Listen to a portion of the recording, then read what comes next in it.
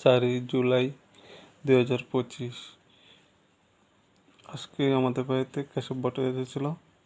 কেশব ভট্ট এসে বলেছিল যে দোকানে গেলে, দোকানদারি করলে, দোকানে গেলে আমাকে বিয়ে করাবে। কেশব ভট্ট বলছে আজকে, আমি জিজ্ঞেস করেছিলাম কী কী হয়েছে, আপনি বলছেন যে দোকানে গেলে আমাকে বয়স তো বাড়ছে, আমি তো বুড়া হয়ে যাচ্ছি, বুড়াও তো বিয়ে করানো লাগবে না, এরকম কথা বলছে। মানে এরা বিয়ে করাবে না, রতমতো বিয়ে করাবে না, গীতা মতো বিয়ে করবে না।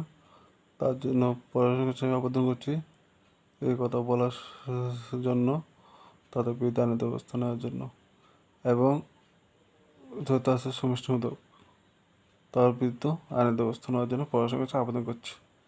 আরেকটা কথা হচ্ছে যে বিয়ে তাড়াতাড়ি করায় আমার